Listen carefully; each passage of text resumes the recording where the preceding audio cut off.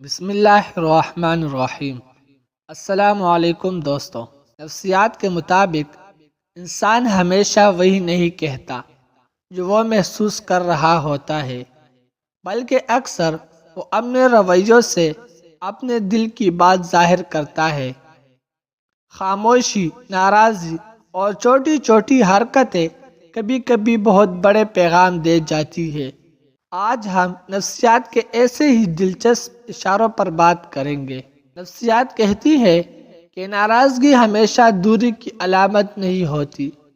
کئی بار ناراض انسان اصل میں قریب آنا چاہتا ہے مگر طریقہ نہیں جانتا۔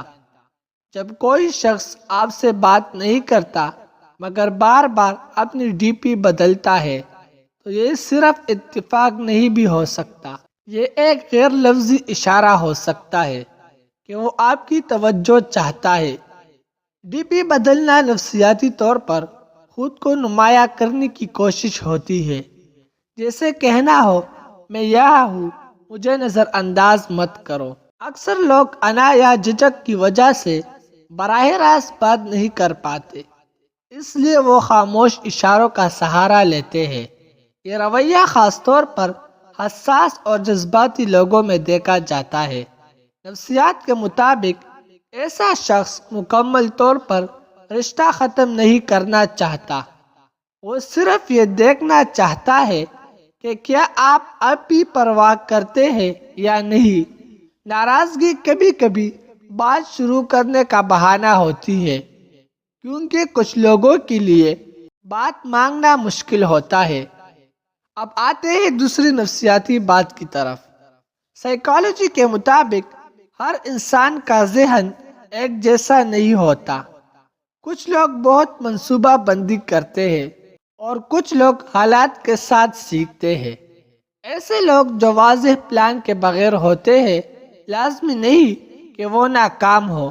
اکثر وہ زیادہ مشاہدہ کرتے ہیں، زیادہ سوال پوچھتے ہیں اور مختلف تجربات سے گزرتے ہیں۔ نفسیات کہتی ہے کہ سیکھنے کا عمل ہمیشہ سیدھا نہیں ہوتا، کبھی کنفیوز ہونا نئے راستے تلاش کرنے کی علامت بھی ہوتا ہے۔ ایسے لوگ روایتی سوچ سے ہٹ کر سوچتے ہیں، وہ ایک ہی راستے میں بند نہیں رہتے بلکہ امکانات کو کھلا رکھتے ہیں۔ کئی کامیاب لوگ یہ مانتے ہیں کہ انہیں شروع میں اپنی منزل واضح نظر نہیں آتی تھی مگر انہوں نے کوشش جاری رکھی۔ نفسیات کے مطابق کنفیوژن خود مسئلہ نہیں بلکہ کوشش چھوڑ دینا مسئلہ ہے۔ جو لوگ سیکھتے رہتے ہیں وہ آہستہ آہستہ اپنی جگہ خود بنا لیتے ہیں۔ اصل فرق واضح پلان اور لچکدار ذہن میں ہوتا ہے۔ لچکدار ذہن حالات کے مطابق خود کو ڈال لیتا ہے، اسی لیے ہر خاموش، ہر کنفیوز یا ہر ناراض انسان کو ایک ہی نظر سے دیکھنا درست نہیں۔ ہر رویے کے پیچھے ایک کہانی ہوتی ہے جسے سمجھنے کے لیے صرف آنکھ نہیں، دل بھی چاہیے۔ اگر کوئی شخص خاموشی میں بات کرنا چاہتا ہے یا زندگی میں کنفیوز محسوس کر رہا ہے تو اسے کمزور مت سمجھے۔